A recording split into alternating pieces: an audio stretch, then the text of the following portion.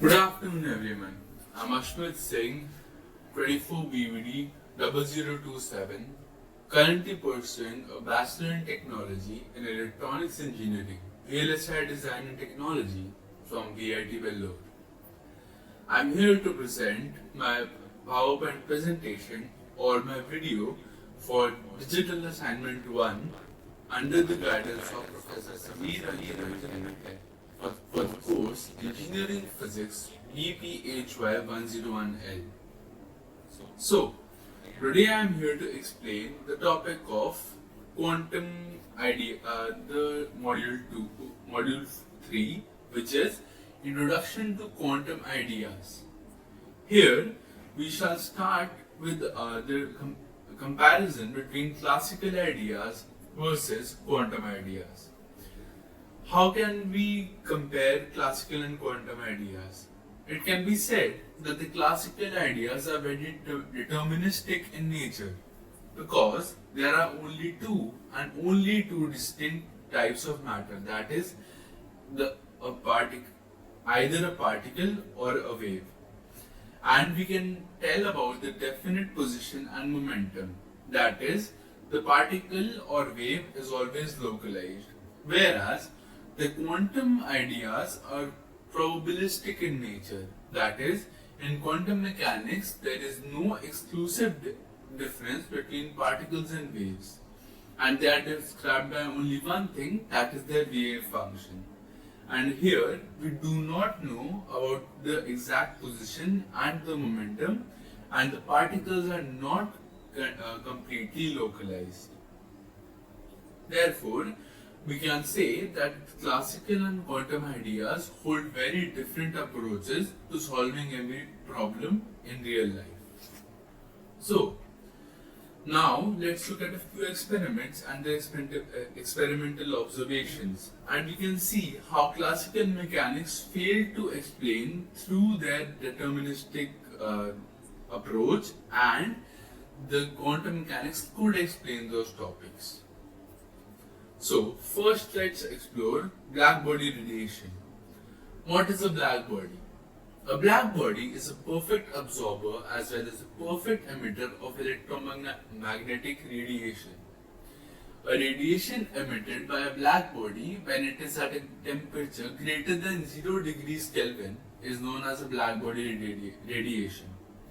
We know that the intensity of a black body radiation depends only on the frequency and the temperature. Therefore, let's move on to the black body radiation isotherm. The black body radiation isotherm was taken by scientists as we do not exactly have a perfect black body. They created an environment in which they could replicate the features of a black body, and they took the following experimental observations. So again we can see the spectral energy density per unit volume, per unit frequency range, and plotted against wavelength and frequency. Here we can see that as the wavelength increases, the spectral energy also increases till a point. But we can see that the peaks at different temperatures move towards the left, while we can observe the contrary in the isotherm plotted against the frequency, where we can see that the maximum peaks increase with increase in temperature, that is, move towards the right. Now, let's see how classical mechanics approached this problem. Like, how do we explain this isotherm? Therefore, classical ideas came up with the approach that energy exchange between radiation and matter can take place continuously. The classical ideas were of the opinion that the radiation emitted by black bodies is due to the thermal agitation of surface electrons. And in the following slides, we shall try and explain how classical mechanics approached it and what were the flaws. First, we came up with the Stefan's law of radiation. Stefan stated that the area under the blackbody radiation curve is related to the average power emitted by the blackbody and increases as the fourth power of absolute temperature, that is T raised to the power 4. He gave the mathematical expression P is equal to sigma into T raised to the power 4, where sigma is 5.67 into 10 to the power minus 8 watt meters inverse square and Kelvin inverse 4.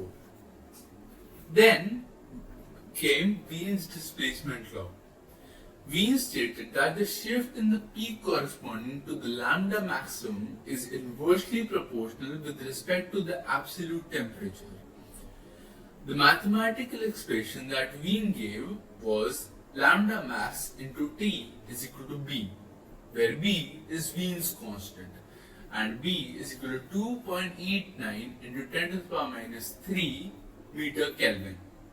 Now came the most significant approach given by classical mechanics, which was Rayleigh-Jean's classical explanation of the black body radiation curve. Rayleigh-Jean stated that the black body radiation is emitted due to the normal agitation of surface electrons, and they assumed the surface electrons to be analogous to the 1D harmonic oscillators. Now, we know, as we consider a harmonic oscillator, for example, a ball attached to a spring, the harmonic oscillator has two energy terms, that is, E is equal to half mv square or p square by 2m plus half kx square, which is the potential energy term, and k is the spring constant here. According to the classical equipartition theorem, the average energy per harmonic term is assumed to be half kT. And since we can see in this energy terms, the E is equal to half mv square plus half kx square, there are two energy terms. Therefore, the average energy per harmonic oscillator is assumed to be kT. Now, the number of harmonic oscillators per unit volume per unit frequency range, that is frequency, is given as G frequency D frequency is equal to 8 pi frequency square upon C cube, where C is the speed of light, d mu. Therefore, the spectral energy density according to the classical Rayleigh-Jean's formula would be as spectral energy density per unit volume per unit frequency range is equal to the number of harmonic oscillators per unit volume per unit frequency range into the average energy per oscillator, rho mu d mu is equal to 8 pi nu square upon c cube kT. The Rayleigh-Jean's formula can explain the blackbody radiation isotherms at lower frequencies. I can show you where it explains it. Here, at the lower frequencies, we can see in the following slides that this part of the blackbody radiation isotherm is explained by the Rayleigh-Jean formula. But as we move forward, as we saw in the formula that it is proportional to frequency squared, the graph goes upward and takes a steep upward turn. Here, the blackbody radiation isotherm is not explained by the Rayleigh-Jean formula. So, what happens next? Now, what happens after a certain point is the ultraviolet catastrophe. According to the Rayleigh-Jean's formula, spectral energy density is directly proportional to frequency squared, and hence, when frequency tends to infinity, as observed in the graph, spectral energy density also takes a steep upward turn, as you can see in the PowerPoint given below. Therefore, the Rayleigh-Jean formula, based on the classical idea of continuous exchange of energy between radiation and matter, cannot explain the blackbody radiation isotherm at higher frequencies. The inability of the classical idea to explain the blackbody radiation isotherm at higher frequencies is historically known as the ultraviolet catastrophe. Now, why the ultraviolet catastrophe? It is called the ultraviolet catastrophe because it failed to explain after the certain range where the ultraviolet frequency starts. Therefore, the ultraviolet catastrophe. Now, we can observe here why what was the difference between Wien's and Rayleigh-Jean's formula. Here we can see that Wien was able to explain and now we have plotted the frequency, the spectral energy density versus the frequency.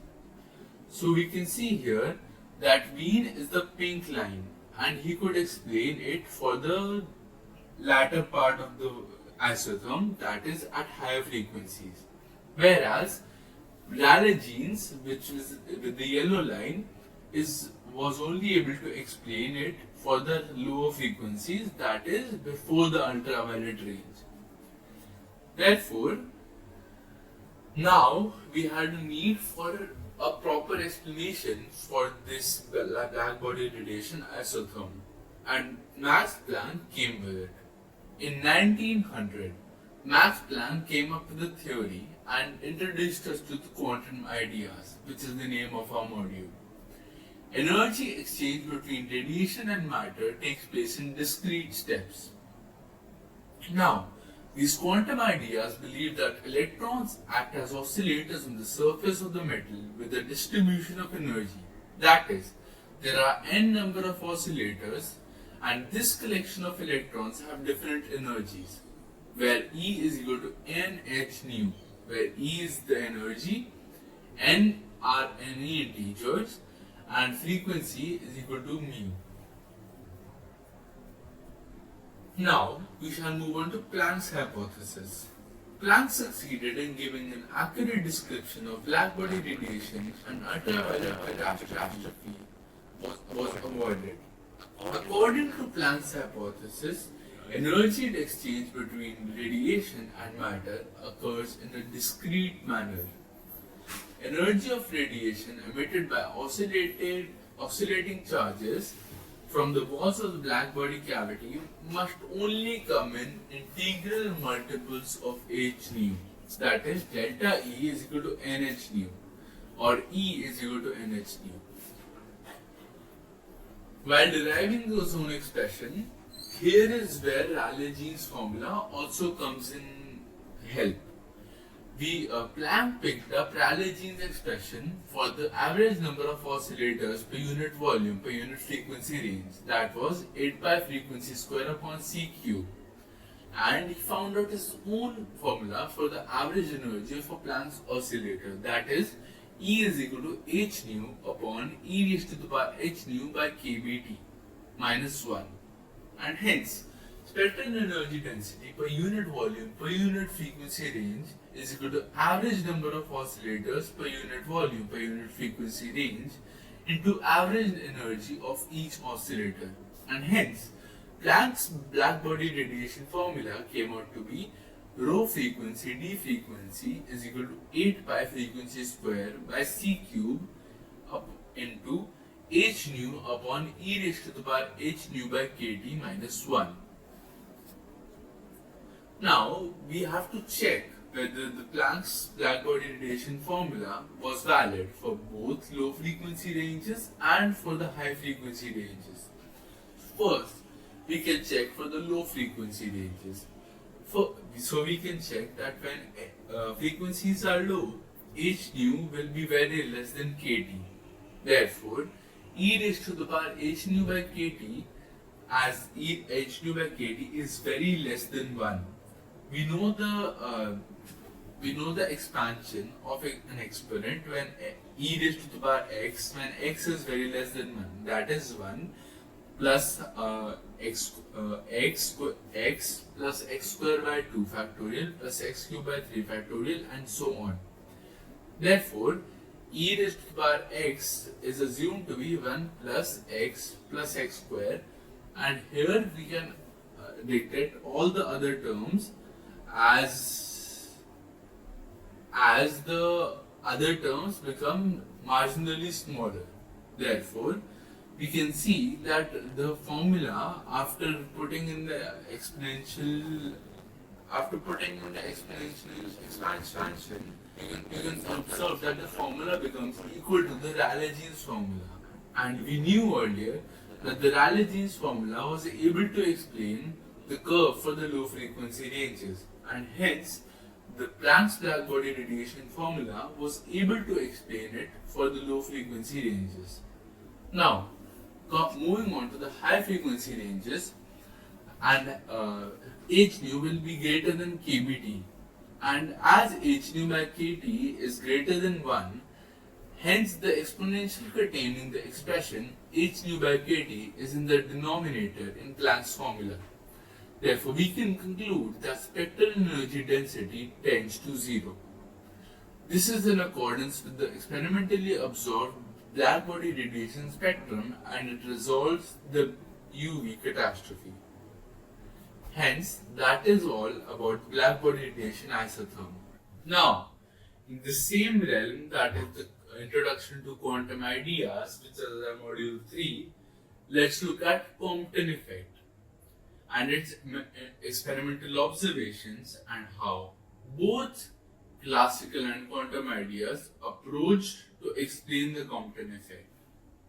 First, let's look at what Compton effect is. Compton effect occurs when the incident X-ray photon, that is a photon which is here, comes towards an electron at rest, or that is a valence electron, and sends and gives energy to the electron, which goes to another path with an angle phi with respect to the initial path of the photon, and deflects itself at another direction at an angle theta with respect to the direction of its initial path. Therefore, we can see that the photon loses energy, that is, it gives energy to the recoiling electron, and it loses energy on its own. So, Compton effect occurs when an incident X-ray photon is deflected from its original path by an interaction with an electron. The electron is ejected from its orbit and the photon loses its energy. The change in wavelength of the photon is described with a Compton shift. Then now, why does the change in wavelength happen? Imagine the incident photon is coming and it imparts some energy to the electron, and its own energy gets reduced. Now we know E is equal to hc by lambda. Therefore, when energy is decreased, that is, the energy of the scattered photon is less.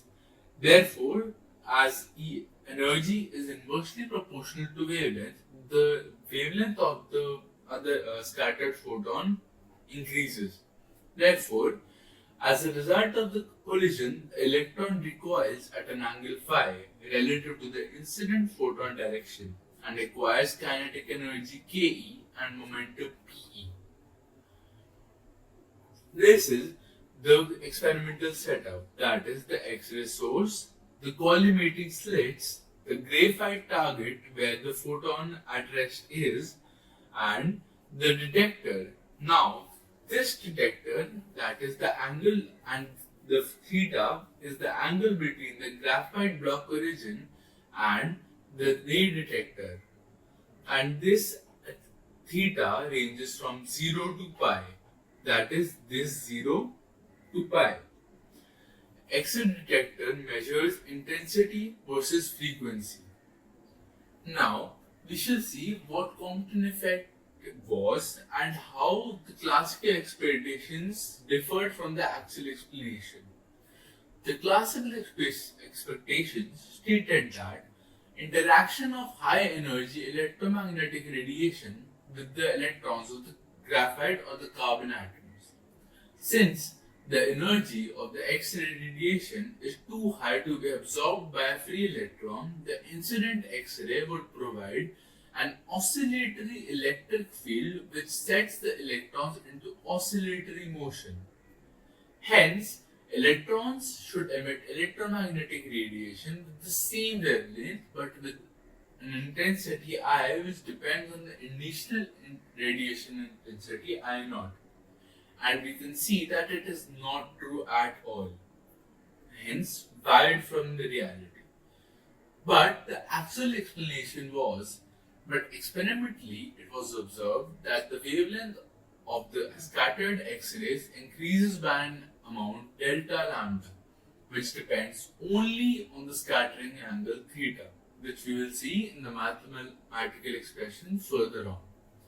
Compton succeeded in explaining his experimental results only after treating the initial radiation as a stream of particles, that is photons, which proves the dual nature of Compton. Compton effect was a very important experiment in proving the dual nature. Compton scattering can be understood by considering it as an inelastic scattering between a photon and a free electron at rest.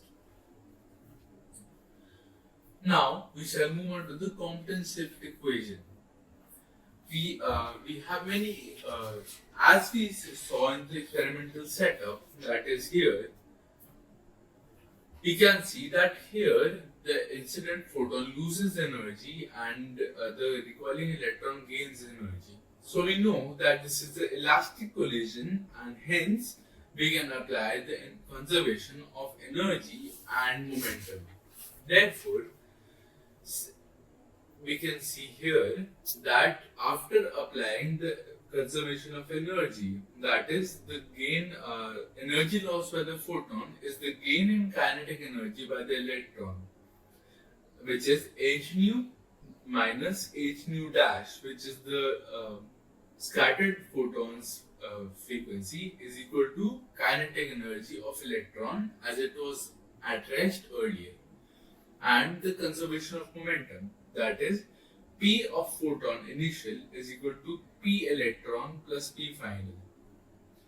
Therefore, after solving these both equations together, we get this equation, that is delta lambda is equal to lambda scattered minus lambda initial is equal to h by m naught c, where m naught is the dynamic mass or the rest mass.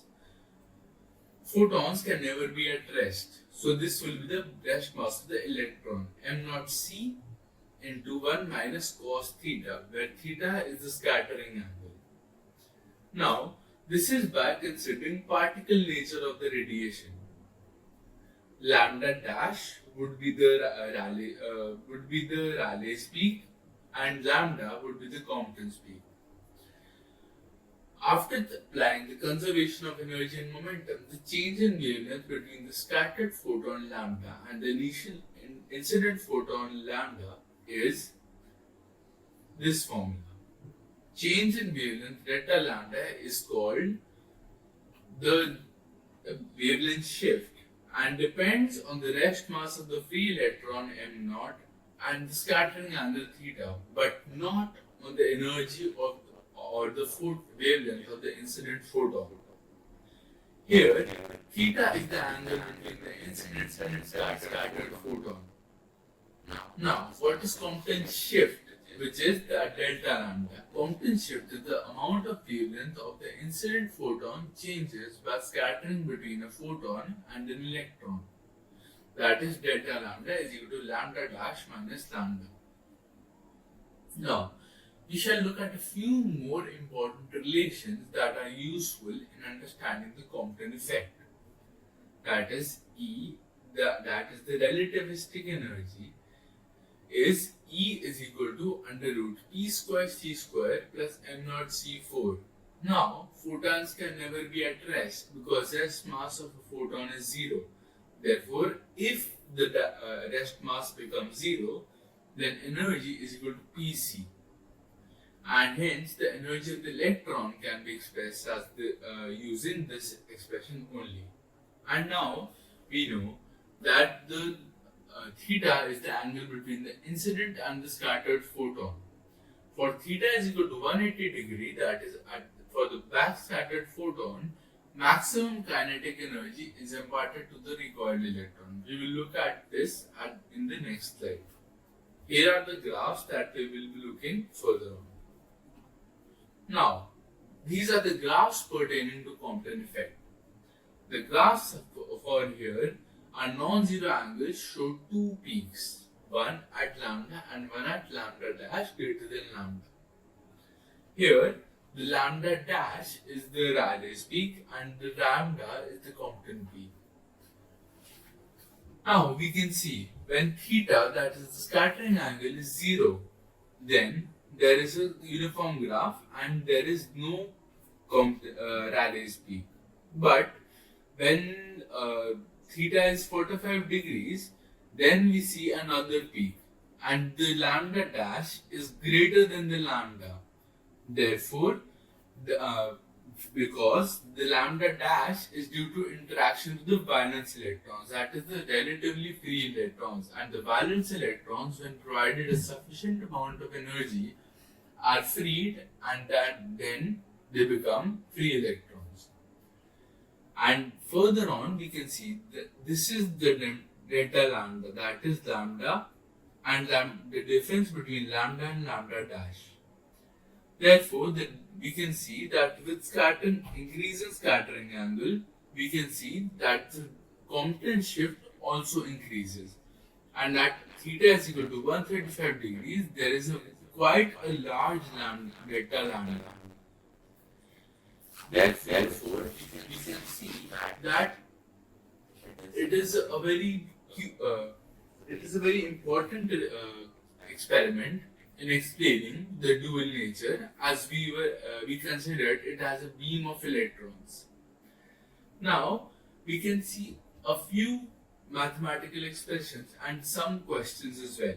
That is, when theta is equal to 180 degree, delta lambda is equal to lambda dash minus lambda naught is equal to h by m naught c into 1 minus cos phi, as seen in this formula here.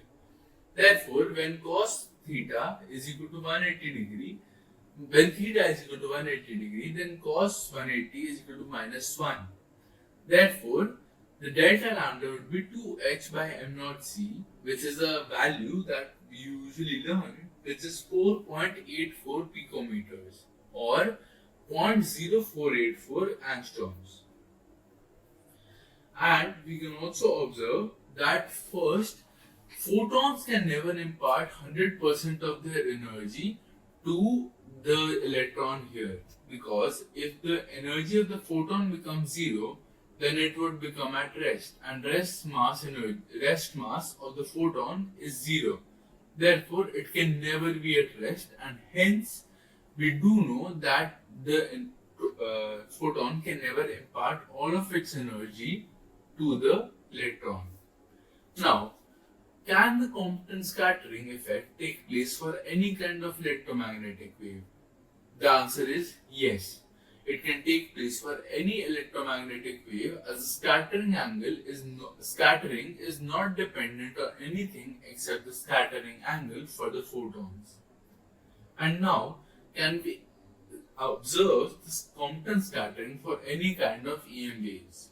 No, because the relativistic shift, that is delta lambda upon the initial lambda, is 0 for measurable and visible light, as lambda increases in the order Rm IVU XG in the order.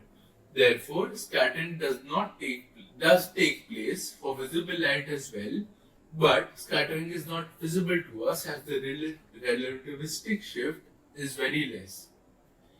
Now, this is a very confined study of the Compton effect. We have not taken into consideration the atomic mass of the particle of which the valence electrons we are acting on. Therefore, if the atomic mass of the particle that we are acting on increases, then the binding effect will also have to be taken in place, and therefore the wavelength has to be taken in place as well. Then as we studied earlier, the theta and the m naught are the only variables. Then the wavelength will also be have to variable, because we would need a greater wavelength in order to accommodate for the in a lesser wavelength, sorry, for to accommodate for the binding effect, which is extra energy that we would have to impart to the valence electron to make it free. Therefore, that is it for both Compton shift and the black-body radiation that we studied earlier. I would like to say thank you and a special thanks to my professor, Professor Sameer Ranjan Meher, for helping me face my fear of being in front of the camera by indirectly giving us this digital assignment. And we know about the concept that if you cannot teach a concept well, you don't really know it yourself. With that, I end today's digital assignment, and thank you.